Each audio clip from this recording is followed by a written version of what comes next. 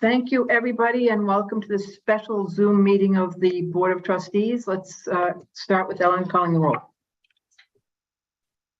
Trustee Alexander. Here, thank you. Trustee Bartholomew. Yes. Trustee Kane. Trustee Dobson. Yes, here. I don't believe Trustee Donnelly is joining us. Trustee Ames. Trustee Flood. Here. Trustee Cates. Trustee Loring. I Here. think Commissioner Macon is on. Yes, hi, here. Trustee Martin. Yes. Trustee McMahon. Present. Trustee Mishu. Present. Trustee Riley. Here. Trustee Singagram. Here. We're all set. Great. Okay. Thank you, everybody. I understand there's no citizen comment today. Is that right, Ellen? That's correct. Great. Okay. So let's move on. I want to thank everybody. Many of the staff and members have been in at least one other meeting today, many in two. So thank you for this third meeting for those of you who've been there. And I want to give special thanks to Chairman Michaud and the members of the audit committee who have done their due diligence on our financials. And that brings us to the task at hand, which is the annual financial report for FY 2022. And we are lucky to have UMS Director of Accounting, Darla Reynolds, with us, who can do an overview and answer any questions. Darla? Thank you, Chair Riley. Bear with me a moment as I get my screen share set up. Okay, we'll welcome Trustee Cates while you do that. Okay. Good afternoon. Thanks. Okay. So I won't put all of you that attended the audit committee meeting through the very comprehensive coverage that I did during the audit committee meeting. I'll hit some highlights instead, but I'm here to present the annual financial report for the university system for the fiscal year ended June 30th, 2022. This 117-page report is being presented to you today for your approval, and you can find it in tab 1.1 of the materials.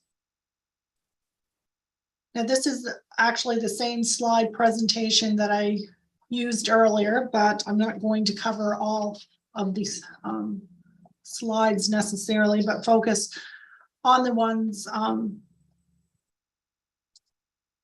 or certain ones. I will just briefly mention on slide 3 again that there are actually 3 distinct sets of financial statements in the financial report. This first column covers the university system itself. The middle column, these reports cover the system's discretely presented component unit, which is the University of Maine Foundation.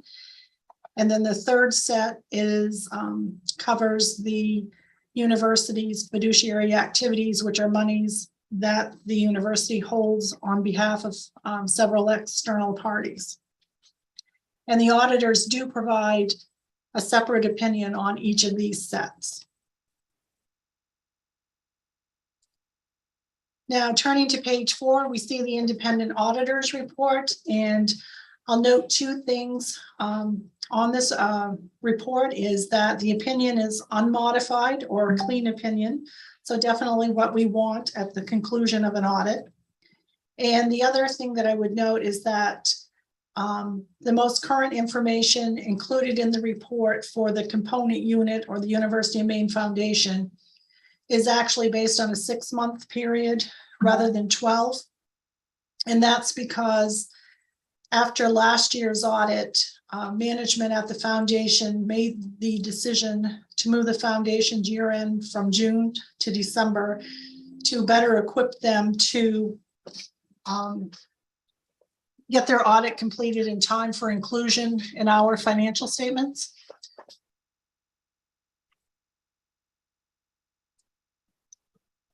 And I'll just note on slide 5 that during FY22, we did implement a new accounting standard on leases.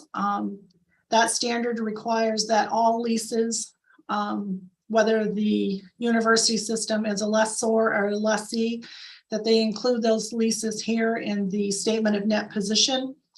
And because we prepare comparative financial statements, we restated the FY21 data.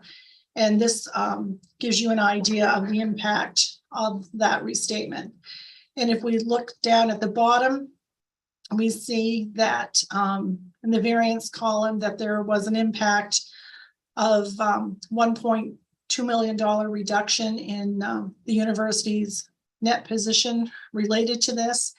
And it was in the investment in capital assets.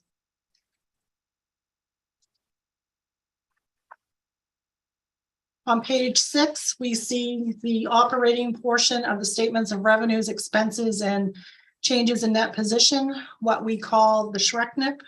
And we've classified items as operating versus non-operating based on standards established by the Governmental Accounting Standards Board, which sets the accounting standards for institutions or public institutions of higher education and also state and local government units. In the operating revenue section, please note the nearly $62 million increase in total operating revenues from FY21 to FY22. And this is the first year since the pandemic began that there's been an increase in this line. However, please note that the FY22 total of $466.7 million is still below the pre-pandemic or FY19 total of just under $470 million. Now, remaining here on page 6, we see that total operating expenses increased $131 million, outpacing the increase in operating revenues. And three key items helped drive this increase. First, a $50 million increase in costs for the system's other post-employment benefits or OPEB plan. This increase is primarily related to the fact that in FY21, we had a one-time savings of $49 million that resulted from a change in the benefits offered under the plan. So that savings isn't there for FY22, causing the increase in costs. And the second item is an $18 million increase in coronavirus relief monies awarded for student aid, as well as the $10 million cost of a special retirement incentive offered to faculty during FY22. Moving over to page 8, we see the non-operating revenues that help fund the system's operations. Here, net non-operating revenues of $334 million. If we apply those against the loss from operations, the system ended FY22 with a loss before other changes in net position of just under $10 million. And as you can see, in the prior year, they actually had income of $58 million. Moving further down page 8, we see other changes in net position, which totaled almost $36 million in FY22. These revenues support investment in capital assets and endowments and the reduction of debt, which are items that appear on the statement of net position rather than here on the SHRECNIP. After we add these other changes, we see that the system ended FY22 with an increase in net position of $26.1 million. Although this change for FY22 is much smaller than the FY21 results, the FY22 results are very good news when you consider that it's net of a $34 million loss from operating and endowment investments. So now jumping over to page 10 and looking at the bottom portion of the statement of net position, we see the FY22 increase in net position of the $26.1 million. And looking at the components of net position, these 4 lines, there are 4 categories. We see that unrestricted net position actually decreased $20 million from the prior year. And just under $18 million of that amount is the result of temporarily utilizing unrestricted net position to fund construction costs pending issuance of the system's new revenue bonds in July of 2022. Now, jumping back to page 9, we'll look at the asset portion of the statement of net position. I first want to mention that the system's liquidity grew in FY22 as its total cash and operating investments increased $25 million, the total of these 2 lines. And the second line I want to point out is this $96 million increase in capital assets net of accumulated depreciation. Included in this net number is actually $141 million of capital asset investments that are funded by a variety of sources, including proceeds from the previously issued bond anticipation note, leases, capital gift and grant revenues, and capital appropriations revenue from the state of Maine, just to name a few. Now, the net increase of $96 million is the largest increase the system has experienced in the 5-year period ended FY22, with the FY21 increase coming in second at just $18 million. And the last note I want to make on the financial statements is to jump over just briefly to pages 12 and 13. As I mentioned earlier, we have 2 financial statements related to fiduciary activities for the system. And note that this is just the 2nd year that we've had to present these statements. And they include information related to monies the system holds on behalf of external parties that are invested in our managed investment and endowment pools, and also student activity fees held for the various student groups across the system. And with that, that's the end of my presentation, and I'd ask if there are any questions. Wonderful. Thank you, Darla. Questions, comments? Mike, anything from the committee? No, I think Dalek covered everything, so. Nice summary. Here we are in the primo part of our fiduciary role. And it is always good to get a clean opinion, and I'd like to thank the University of Maine Foundation for changing their fiscal year, which I know required a board action, so good news. Any questions or comments about the FY22? Trustee Cates. Are you muted? Thank you. Sorry. And thank you for such a concise and presentation. I know we've heard a little bit about the change in, is it OPEC? OPEC? Yes. Okay. So that change in how it was, the accounting change that you made, which resulted in that big number change, is that going to, now that change is made, is that number going to, in theory, remain relatively constant going forward? It wasn't so much an accounting change as it was just a change in the benefits offered, and then the accounting impact that Right. had was that $49 million, or having to recognize the $49 million of savings in the year that it occurred.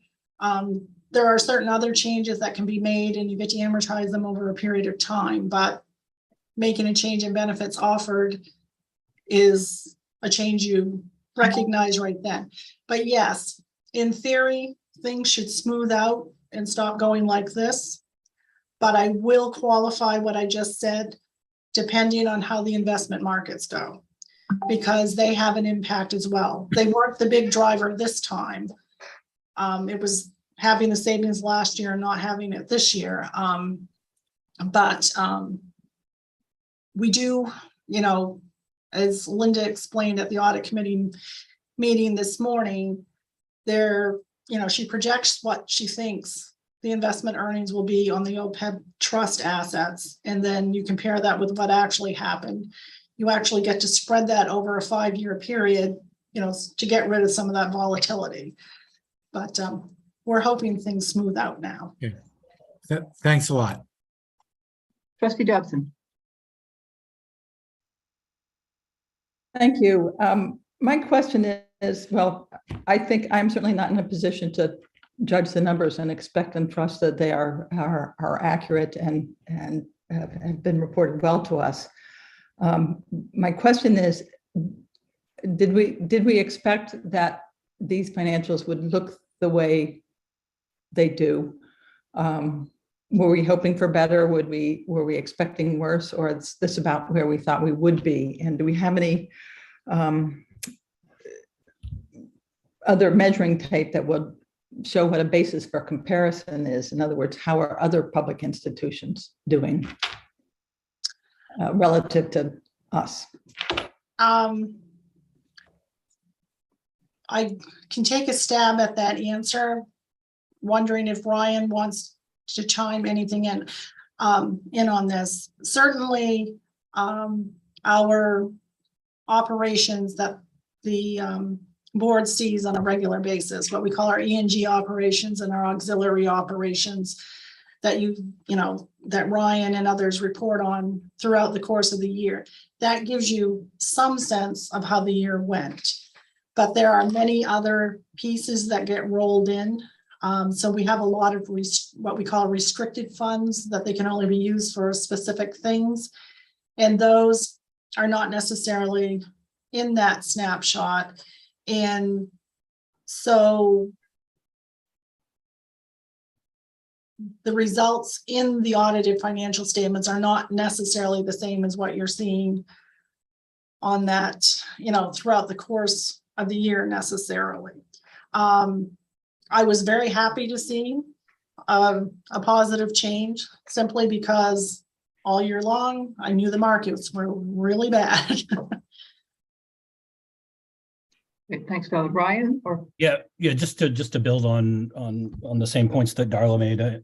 I'll say for me, no surprises. I'll start right where Darla left off, which is that we've known for quite some time that we've had challenging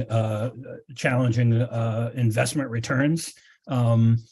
Even more challenging when you consider how good they were last year. And so you're always comparing yourself in these audits to how you did the year before. And our investment returns were not just good last year. I mean, they were exceptional. And so we went from an exceptional year to what I think we said earlier was the biggest loss that we've had in investment returns. So no surprises there. I continue to be very pleased about, as Darla said, with where we were with the change in net position, given how positive last year was in a number of different areas.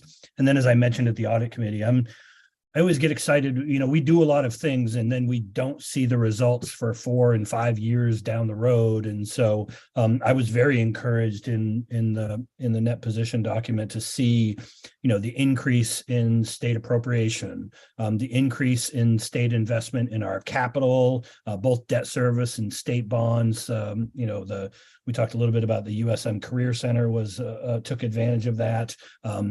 Our capital grants and gifts were up substantially over last year. I think that's a significant positive. And as we move into these Alphon projects and we move away from planning and more to shovel in the ground, I think we're going to see those numbers get better as well. So at least from my perspective, no surprises, a lot of positives, and the things that weren't great, we've known about for several months. great, Chancellor. Yeah, we came to a conclusion that we were in a tough spot this year, really before the beginning of March. It's one of the reasons that we negotiated a planned retirement agreement with AFM, and we weren't looking towards that having a impact on the budget that we're talking about, but rather the year that we're now operating in. Suffices to say that the returns on investment in the stock market and other trends were pretty apparent in January, February, and early March. And to some extent, we've seen some steps that we were able to take in the current year to limit the bad news, and quite frankly, to take some pride in the positive. But I also think it was very important that we took the steps earlier this year to allow for that planned retirement in 2 phases. We certainly are looking at a tough budget in the year ahead, and we are hoping that the markets jump back. Look at Chair Martin. She's in charge of the investment committee, and you can see how seriously she takes it just taking a look at her. So we'll look forward to more reports about where our investments are as the year goes on, in hopes that the market strengthens. Hang in there, Kelly. Any other questions or comments regarding the financials? If you could hear me, I'd like to add one Please. thing to it. Can you? Okay. To the earlier question on OPEB and expected volatility and swings, I do want to mention that there are 2 options for retirees. And to the extent the selection between the 2 plans changes significantly, that could drive future results. So if more navigate to the Medicare exchange, which is proven to be a high quality option at a more efficient and price, if more navigate in that direction, we will continue to see favorable results, and the opposite would be true. Thanks, Tracy. You're welcome. Anybody, anything else? Seeing none, let me go to the resolution that the Board of Trustees accepts the recommendation of the Audit Committee and approves the FY 2022 annual financial report as presented. Do I have a motion?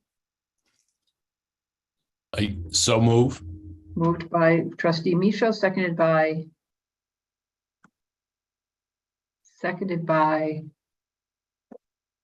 Trustee Martin.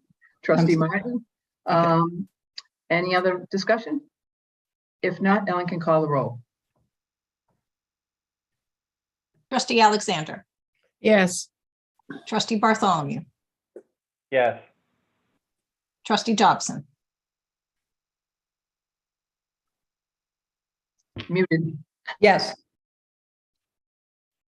trustee Flood, Yes. trustee Cates, Yes. trustee Loring, Yes. Commissioner Macon, trustee Martin, Yes. trustee McMahon, Yes. trustee Michaud, Yes. trustee Riley, Yes. trustee Singagram. Yes. The motion is carried. Great. Well, that is our task before us today. Thank you all again to the Audit Committee, to Darla and all the team. It's good news, and we will look forward to seeing you all in Farmington on November 13th and 14th for our next official board meeting.